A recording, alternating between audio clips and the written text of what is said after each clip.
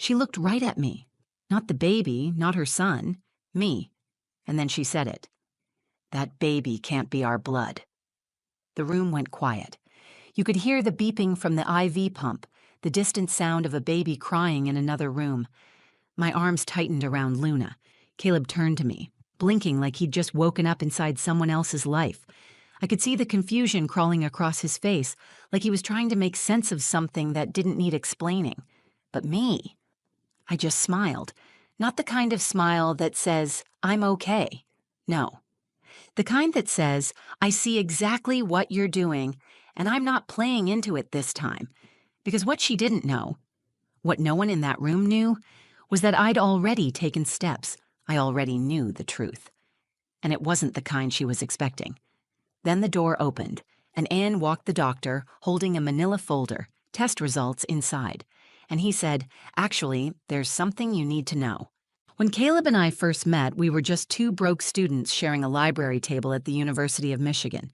He had this nervous energy, always drumming his fingers on the desk, like his thoughts moved too fast for his mouth to catch up. I was the opposite. Observant, cautious, the kind of person who sits in silence until something important needs to be said. Maybe that's why we worked. He made me laugh. I helped him slow down. We balanced each other. After graduation, we moved to Chicago, got married in a tiny courthouse ceremony with my dad and my younger sister standing beside us. Caleb's parents didn't come. Vivian said it was too rushed, and that a real wedding should wait until the Monroes could plan it properly. But we didn't wait. Love doesn't always wait. I'd be lying if I said her disapproval didn't sting. She never yelled, never called me names. No, Vivian's weapon of choice was silence. Cold, calculated silence. And when she did speak, it was always loaded. Are you sure this is the best you can do, Caleb? Or, she seems emotional. Isn't stability important in a marriage? Still, we tried. Every holiday, every birthday, we invited her. Sometimes she showed up, sometimes she didn't. Caleb always said, she'll come around. I wanted to believe that. When we started trying for a baby, it felt like a fresh chapter. We were hopeful, maybe even naive, but then came the first miscarriage, and the second. The doctors told me I had endometriosis and that getting pregnant would be difficult. Every month became a waiting game, and every negative test felt like a personal failure. Like my body was betraying me over and over again. Vivian's sympathy was limited. Maybe it's just not meant to be, she told Caleb once. Not me. She never said it to my face. My dad, Ronald, tried to be there for me. He's this steady, quiet man, a retired mail carrier who raised my sister and me after our mom passed. He doesn't say much, but when he does, it matters. He called me every Sunday just to check in. My sister June, who's in nursing school in Texas, would text me memes and thinking of you selfies at 3 a.m. Sometimes I cried reading them. Then, just when we'd started considering adoption, it happened. I was late. I didn't even take a test right away because I couldn't bear another disappointment. But then I did, and it was positive. I showed Caleb the test while we were brushing our teeth. He looked at it, then at me, and dropped his toothbrush in the sink. We laughed and cried with toothpaste still on our mouths. The pregnancy wasn't easy. I had horrible morning sickness, nerve pain, and near-constant anxiety. Every ultrasound felt like a tightrope walk, but each time the heartbeat was there, strong, defiant. Like she was telling the world, I'm coming. Deal with it. Vivian didn't say much. No gifts, no congratulations, just a single phone call where she said, let me know when you find out the gender. That was it. I gave birth to Luna after 17 hours of labor. She came out red-faced and squirmy, with a full head of black hair and the biggest hazel eyes I'd ever seen. The nurses handed her to me, and in that moment, nothing else mattered. Not my fears, not Vivian, just her. She looked up at me like she already knew I was her safe place. Caleb cried harder than I did. He kept whispering, she's perfect, you did it, babe. The next day, our room was full. Flowers, balloons, nurses checking in, my dad on FaceTime, June crying from hundreds of miles away. Even Vivian showed up, dressed in beige from head to toe, not a hair out of place. She walked in, looked at me briefly, then straight at Luna in my arms, and that's when I saw it. That flicker in her eyes, doubt, judgment. like Luna was a puzzle that didn't fit her idea of the Monroe family. She didn't say anything at first, she just kept staring. Something about that moment made the hairs on my arms stand up. I handed Luna to Caleb and leaned back. Vivian stepped closer, her arms folded, and that's when she said it. "This baby can't be our blood." When she said it, "This baby can't be our blood," it was like someone cracked a window in the room and all the warmth got sucked out. No one moved. Caleb froze mid-step, halfway between the bassinet and the chair by my bed. A nurse standing by the monitors raised her eyebrows and quietly stepped out, probably to avoid getting caught in whatever this was about to become. I looked at Vivian. She wasn't angry. That would have been easier.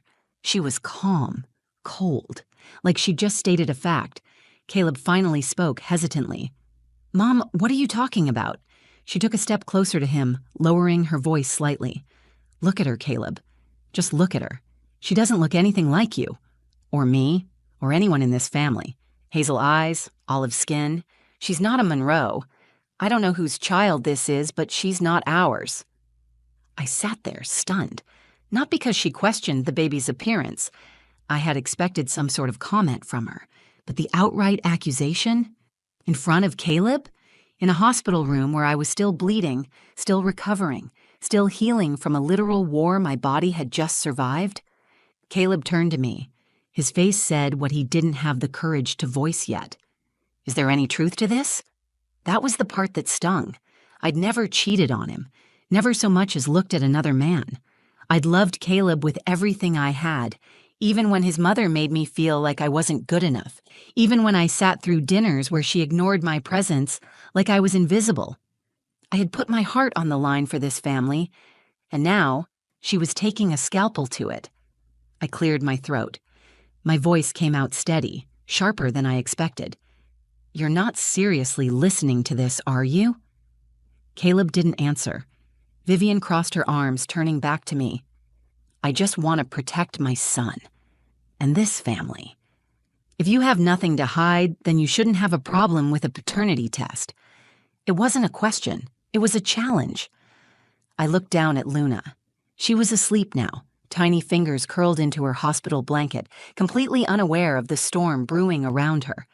That's when something shifted in me. Not rage. I wasn't going to scream. Not fear. I had nothing to hide. It was clarity.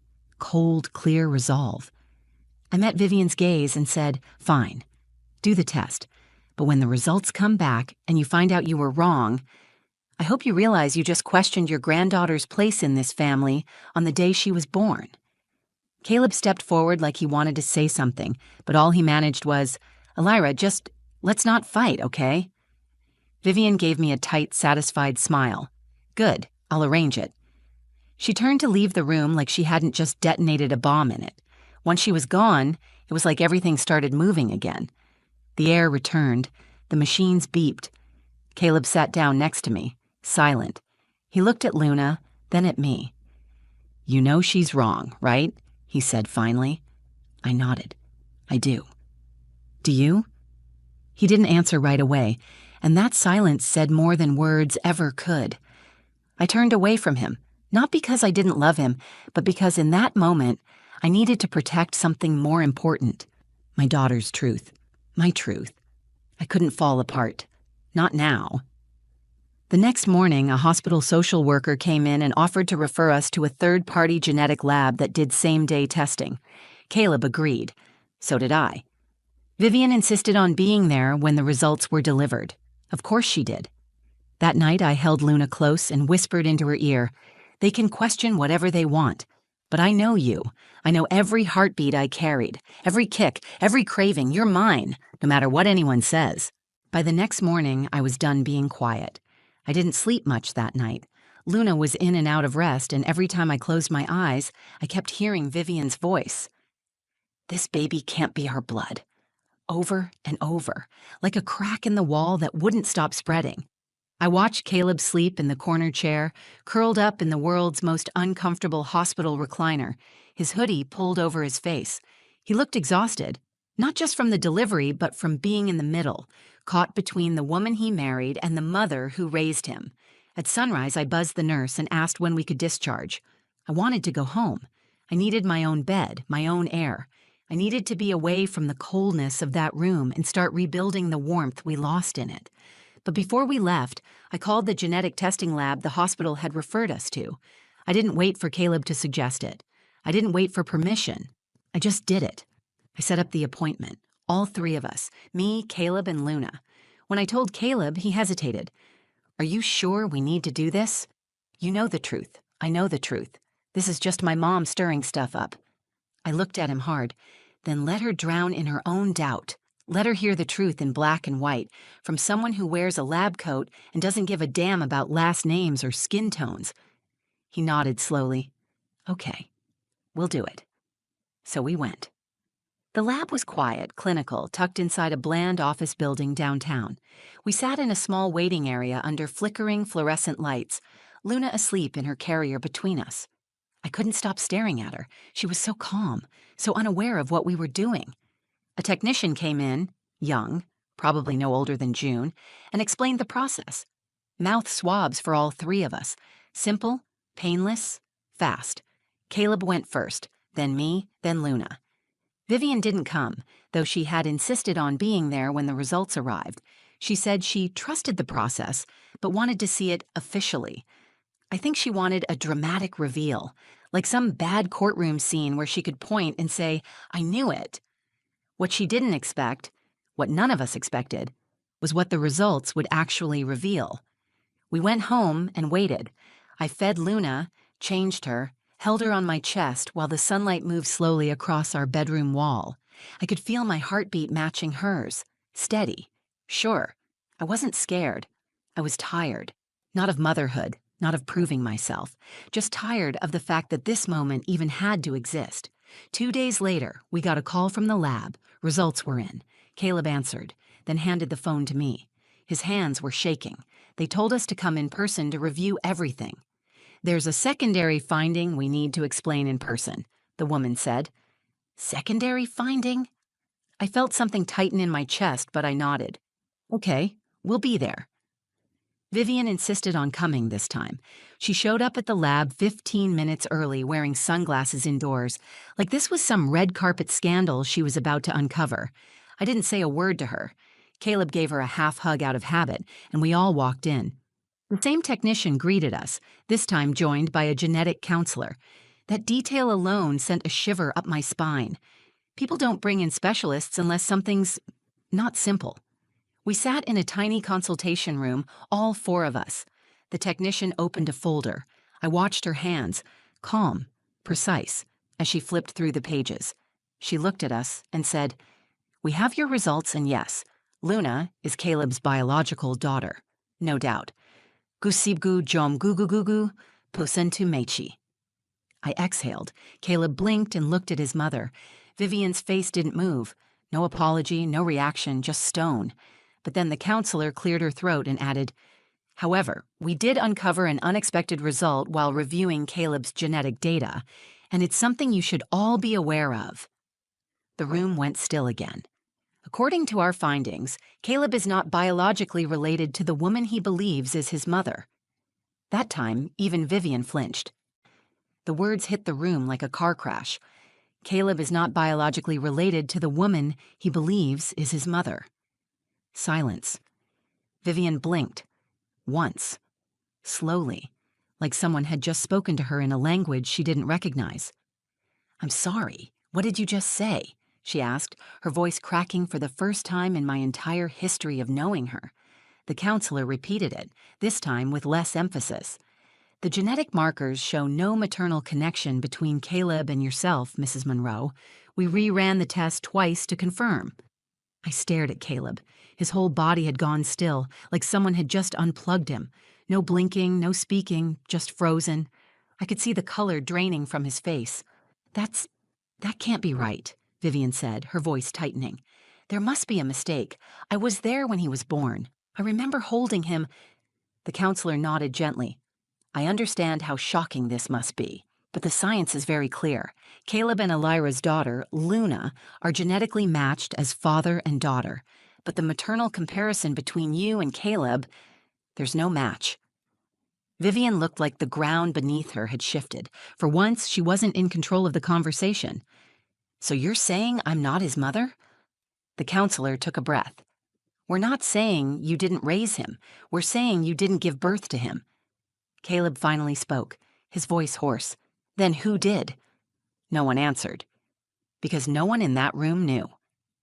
The counselor explained it was possible Caleb was switched at birth. It's rare, but it happens. Maybe it was a clerical mistake, maybe something else. They couldn't confirm the exact circumstances. They only knew what the test said. I looked at Vivian, and for the first time, I didn't see arrogance. I saw confusion, grief, maybe even fear, and it hit me. This wasn't just a twist in my story. It was a fracture in hers. "All this time," Caleb muttered, staring at the floor, "you raised me, and I'm not even your—" Vivian stood up suddenly. "Don't you dare finish that sentence. I don't care what that paper says. I am your mother. I raised you. I loved you. I held you through chickenpox and soccer injuries and heartbreaks. I gave you my life."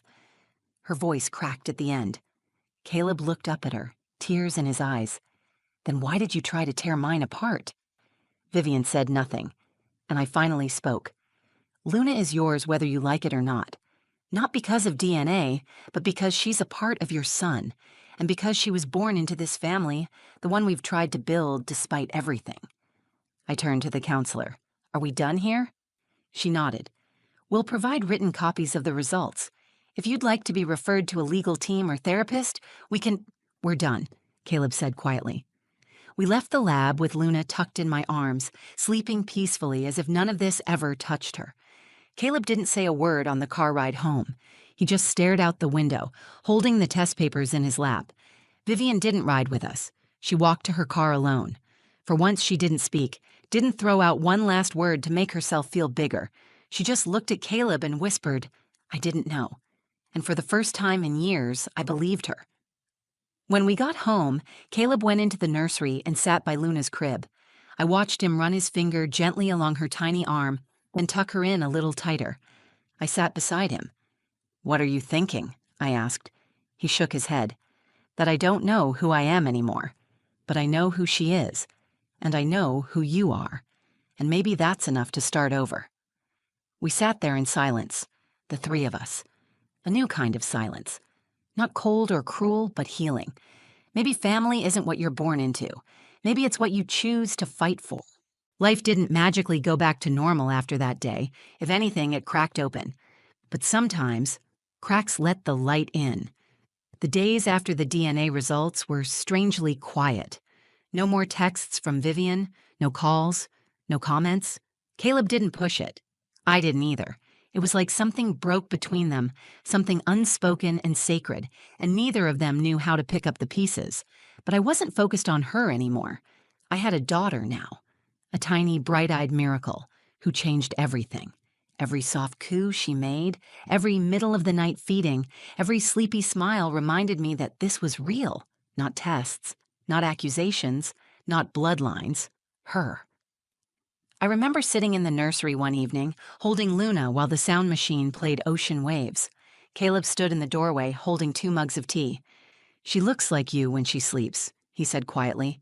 I smiled. "You think so?" He nodded, walking over and sitting beside me. Same forehead crease, same stubborn little chin. He paused, looking down. "I don't know who my biological mother is. I don't even know if I want to know, but I do know this. You never once made me question if I belonged to you. Not once."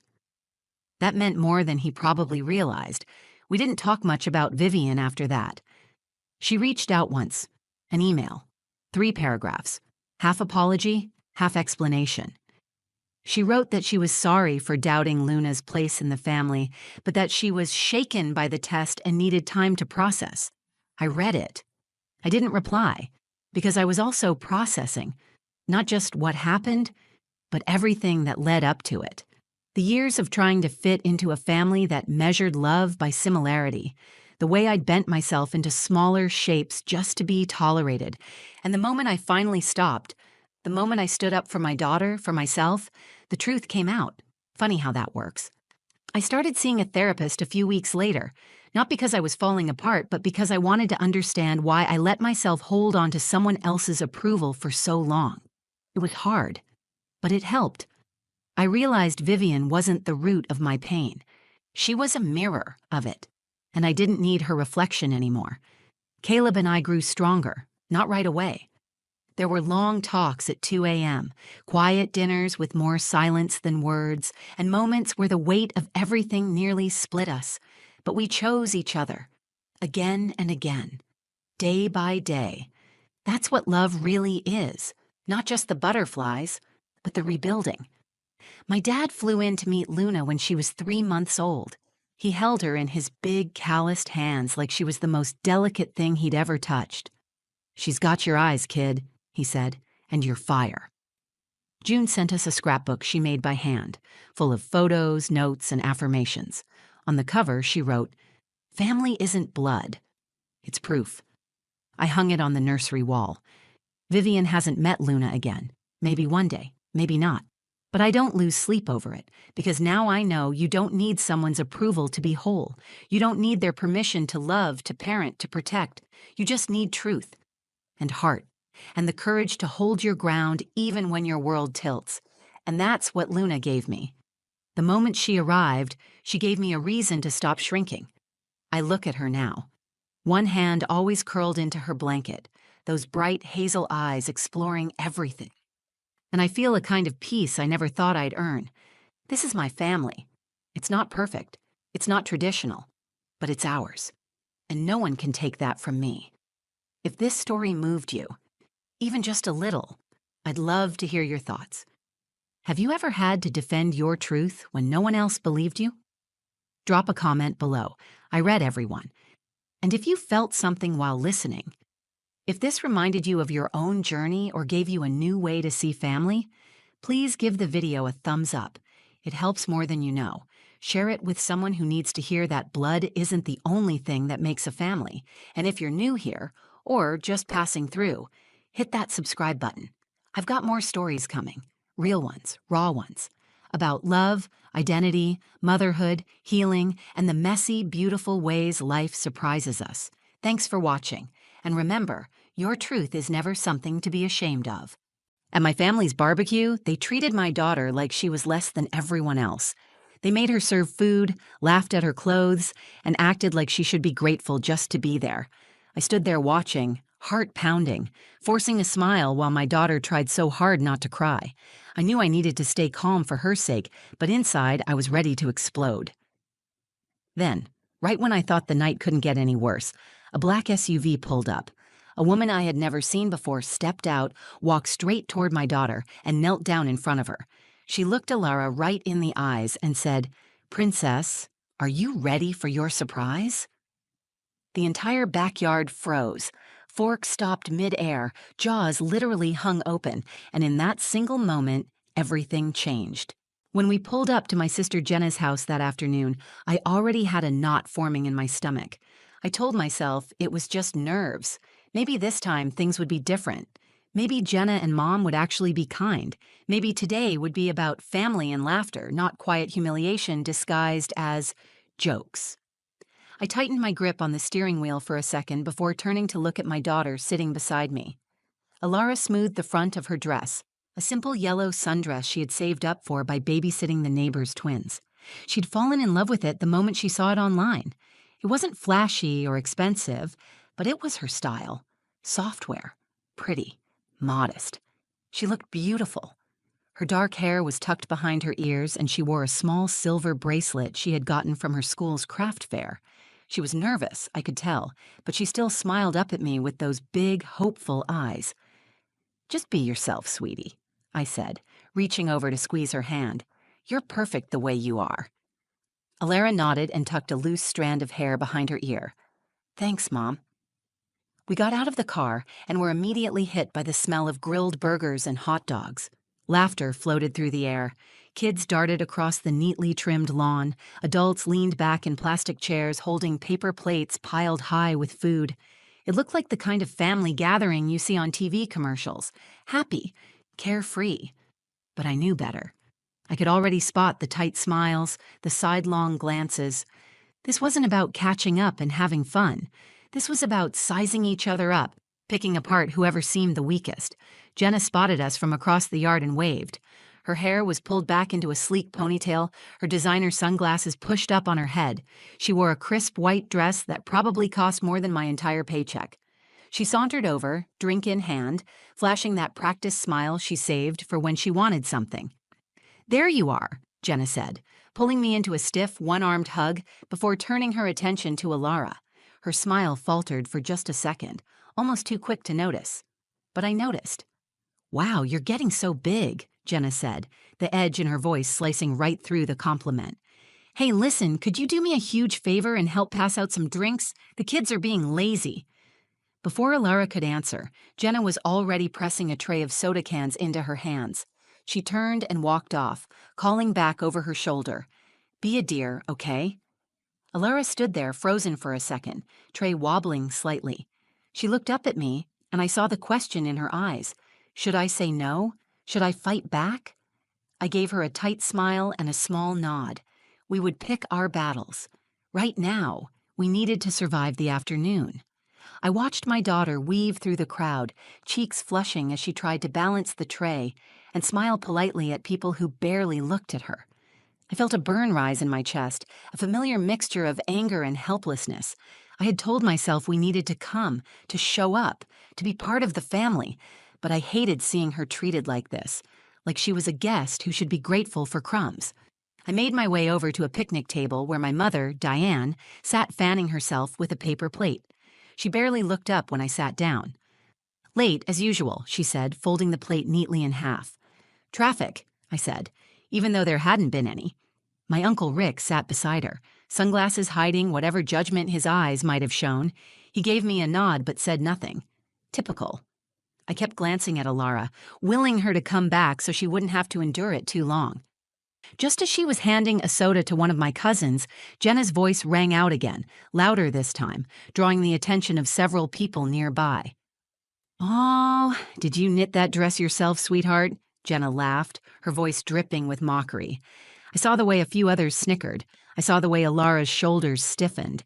She didn't say anything. She just kept her head down and moved to the next person.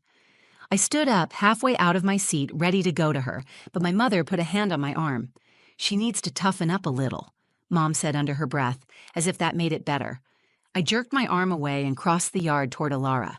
She didn't look at me, but I could see it in the tightness of her mouth, the way she blinked too fast. She was fighting not to cry. I should have turned around right then and there. I should have grabbed her hand and walked out. But before I could make a move, the deep growl of an engine cut through the chatter. Heads turned toward the driveway as a sleek black SUV pulled up. It was out of place here, among the scratched minivans and battered pickup trucks. The vehicle came to a smooth stop, and the driver's door swung open. Out stepped a woman none of us recognized. She was tall, elegant, dressed sharply without looking like she was trying too hard. She looked around the yard, her gaze steady, until it landed on Alara. And without hesitation, she started walking straight toward my daughter. The woman from the SUV hadn't spoken a word yet, but everything about her drew the attention of the entire backyard. Conversation stopped mid-sentence. My sister paused halfway through sipping her wine. Even my mother raised her eyebrows and straightened in her seat, but the woman didn't glance at any of them. She had eyes only for Alara. She crossed the yard with calm, confident steps, her heels clicking softly on the stone path.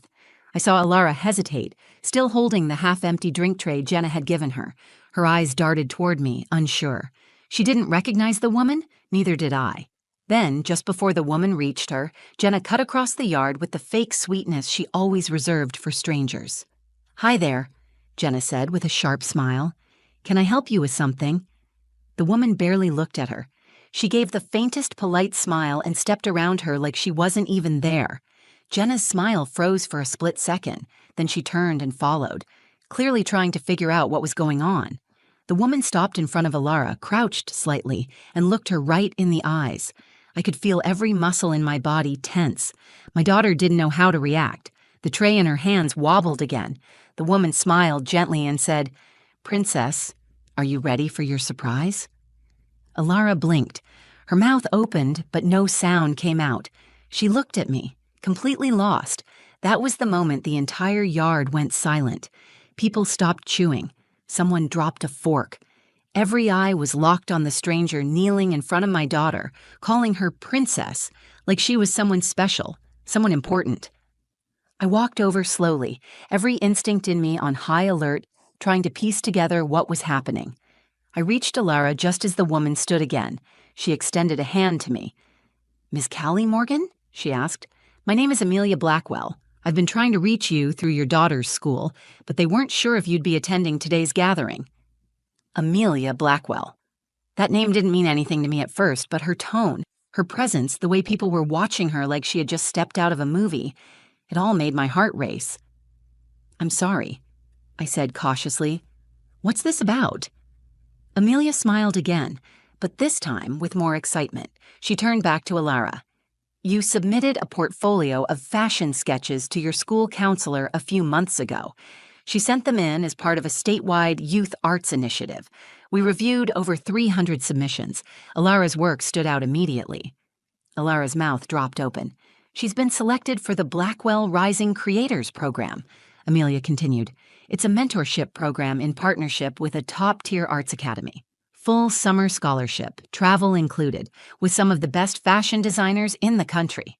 For a moment, no one said a word, not even Jenna. Alara stared up at her, stunned. "My drawings?" "Yes," Amelia said warmly. "You have a gift, Alara, and we'd be honored to help you develop it." Jenna recovered first, stepping forward with a laugh that didn't sound natural. "Wait, I thought this was some kind of joke. I mean, Alara, she draws little cartoons." I turned to her sharply. "They're not cartoons, they're fashion illustrations." Jenna shrugged. "Whatever, I'm just saying she's a kid. She's never even taken real classes." Amelia's smile turned cool. "That's the point. Talent like this doesn't always wait for formal training. It grows in quiet places." Jenna's mouth opened again, but she didn't have a comeback. My mother stayed seated at the picnic table, arms folded, eyes narrowed. Uncle Rick muttered, "Didn't see that coming." I looked at Alara, who was still frozen in place, eyes wide. Her face was flushed, but this time it wasn't from embarrassment. It was from something new, recognition, hope, maybe even pride. I stepped behind her and put a hand on her shoulder. "You did this," I whispered. "You earned it." Amelia reached into her bag and handed Alara a crisp white envelope. Inside was the official invitation, a schedule, a letter from the director of the academy, and a handwritten note from the judge who had reviewed her portfolio. The words "natural visionary" stood out in bold letters. Alara looked up at Amelia. "I really get to go?" Amelia nodded. "If you say yes, the car is here to take you to the welcome dinner tonight. We'll handle everything else." I turned to Alara and gave her the one thing she needed in that moment, a yes. She turned back to Amelia, heart pounding, voice trembling. "I want to go." Applause broke out awkwardly around the yard, some of it genuine, some of it forced.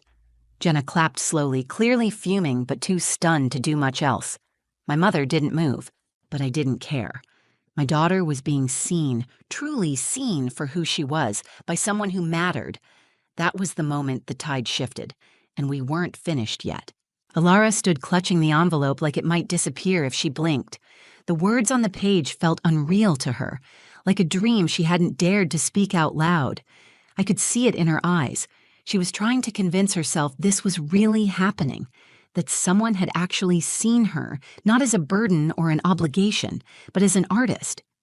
I wanted to give her that moment to let her breathe it in, but I could already feel the shift around us. The smiles were fading. Whispers had started again, and Jenna, who had been unusually quiet, stepped forward. "I just think it's kind of weird to show up uninvited at a family party," she said to Amelia, folding her arms. Amelia didn't blink. "I was invited by Alara's school. They told me she would be here today." Jenna scoffed. "Well, this is a private family gathering. Maybe next time someone could call ahead." It was a desperate move. Jenna was losing control of the narrative, and she knew it. This day was supposed to be another chance for her to hold court, to remind everyone how important she was. But the spotlight had shifted, and it wasn't on her anymore. It was on a 14-year-old girl holding a future none of them had expected. I stepped forward. "We're leaving." My voice came out sharper than I meant it to, but I didn't take it back. I turned to Alara. "Get your bag from the car." She hesitated. "But what about—" "We're done here," I said. "Go get your things." She nodded and took off toward the driveway. Jenna stepped in front of me. "Oh, come on, Callie, don't be dramatic." I looked her in the eye. "You humiliated my daughter. You made her serve food to people who think they're better than her, and you laughed at her clothes. That wasn't family. That was cruelty, and I won't let her stand in it for one more minute." My mother, still sitting at the picnic table, spoke up without looking at me. "You're overreacting. She needs to learn how to take a little teasing." "She's 14, I snapped. "And what she needs is to be surrounded by people who believe in her, not people who keep trying to make her feel small." I looked at Amelia. "How soon does she need to leave?" "The dinner starts in 2 hours, she said. "We have a room prepared for her tonight. She can call you from the hotel once she's settled." Alara returned with her backpack slung over one shoulder. Her bracelet glinted in the sun as she clutched the strap. She stood beside me, still not saying much, but her eyes were different now. Brighter. Fierce. "Are you sure?" I asked her softly. She nodded. "Yes, I want to go." I hugged her tightly. "Then go. I'll be right here when you come back." Amelia gave me a warm, reassuring look. "We'll take good care of her." I stepped back and watched them walk toward the SUV. The driver opened the back door. Alara paused before getting in and looked back at the yard. Her gaze swept across the stunned faces of people who had never really seen her. She didn't wave. She didn't smile. She simply got in and shut the door. The engine started. The SUV pulled away. I turned to face my family. "You didn't break her. You tried, but you failed." Jenna rolled her eyes. "You're acting like she won the lottery." "No," I said. "She won something better. Freedom." I didn't wait for a reply. I walked to my car, climbed in, and drove away without saying goodbye. My phone buzzed 20 minutes later with a photo from Amelia. Alara was standing in front of a hotel ballroom entrance, dressed in the same yellow sundress Jenna had mocked, only now it looked completely different on her. She stood tall, shoulders back, head held high. Her smile lit up her entire face. I stared at that photo for a long time. I thought about how close I had come to keeping her in that backyard just to avoid conflict. I had almost stayed silent for the sake of politeness. But not anymore. I had made my decision. I would never sit quietly while someone tried to crush her spirit again, not even if they were family. That night, after I got home and shut the front door behind me, the house felt quieter than usual. Not empty, just different. For the first time in a long time, it wasn't weighed down by tension. I didn't feel like I had to brace myself for the next comment or carry the guilt that always came after seeing my family. The silence felt peaceful. I sat on the couch, phone in hand, waiting to hear from Alara. Part of me still couldn't believe it. She had left that backyard like someone stepping out of a cage. I had watched her drive off towards something real, something that belonged to her and no one else.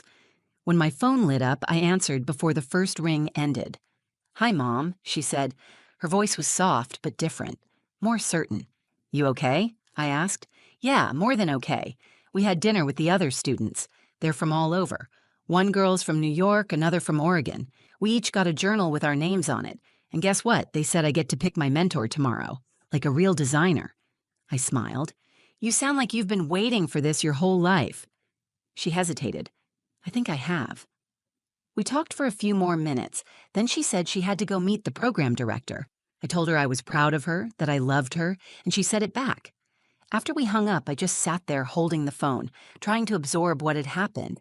I didn't know then how much would change in the days ahead. By the next morning, Jenna had already started spinning a new version of the story. She posted a photo of the barbecue on Facebook with a caption about family first and supporting young talent. She never mentioned the comments she made or the way she tried to embarrass Alara. She made it seem like she had always been proud of her niece. My mother followed up with her own post, congratulating Alara as if she had been cheering her on from the start.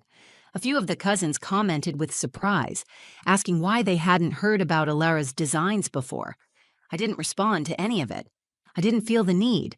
The truth had already spoken for itself. Alara stayed in the program for 6 weeks. Every day she sent me photos of sketches, mood boards, swatches of fabric pinned to corkboards, even selfies with her mentors. In one picture, she stood beside a woman who had designed gowns for celebrities. Alara's smile was the same as the one she wore as a little girl drawing dresses in her notebook, but now there was a fire behind it. Confidence, ownership. Near the end of the program, there was a showcase. Each student presented a piece they had designed from start to finish. I drove to the city where the showcase was being held, sitting in the front row with my hands clasped tight in my lap. The lights dimmed, music played, and then she walked out. She wasn't modeling the dress, but the model was wearing something unmistakably hers. The soft lines, the layered textures, the careful detailing that reflected her quiet strength. The audience applauded. Judges nodded. One woman wiped a tear. Afterward, Alara found me backstage and threw her arms around me. She was shaking from nerves and joy. "I can't believe I did that," she whispered into my shoulder. "You didn't just do it," I said. "You soared." Later that night, as we drove home, she turned to me and asked, "Do you think they'll ever understand?" She didn't have to say who they were. I thought about it for a moment. Maybe. Or maybe it doesn't matter anymore. She nodded, staring out the window as lights passed by. "I don't think I need them to. Not really." That was the moment I knew something bigger than just a scholarship had happened. My daughter had stepped out of the shadow of people who couldn't see her, and she hadn't looked back. This wasn't just about fashion or art. It was about freedom. It was about a girl who had been treated like she should be grateful just to be included, finally being given the chance to stand on her own, not because someone allowed her to, but because she earned it, and she made them watch. It's been 3 months since that barbecue. 3 months since my daughter stood up in front of a crowd and showed them who she really was. And 3 months since I made a choice I should have made years ago. We don't talk to most of my family anymore. Jenna hasn't called. My mother sent a short message about hoping we can move past the drama, but she never apologized. She never asked how Alara was doing. She just wanted everything to go back to how it was. Quiet, controlled, comfortable for them. But I'm not interested in making them comfortable anymore. Alara is thriving. Her room is covered in sketches, color palettes, and fabric samples. She's applied for an advanced arts program at her school and was accepted without hesitation. Her counselor told me she walks with her head up now. She speaks in class. She volunteers to lead projects. She's not the same girl who hesitated to raise her hand or who used to shrink into herself when people talked over her. She's growing into someone who knows her worth. And it's because she finally saw it reflected back at her by people who celebrated her instead of diminishing her. Last week, we sat on the floor of her bedroom going through the scrapbook she made from her summer program. Tucked between photos and ticket stubs was a small note from Amelia Blackwell, written in neat script: "Stay bold, stay kind, and never wait for permission to shine." Alara read it again, then looked up at me. "I used to think I didn't belong anywhere," she said, "but now I think maybe I was just in the wrong rooms." I couldn't respond at first. My chest tightened with a kind of pride that made it hard to speak. I reached out and touched her hand. "You were never the problem," I said. "They just refused to see who you really were." For a long time, I blamed myself for not protecting her sooner. I told myself I had to keep the peace. I didn't want to isolate her. I wanted her to feel like she had a family. But what I've learned is that showing up doesn't mean you're accepted. And being related doesn't mean someone loves you the way you deserve to be loved.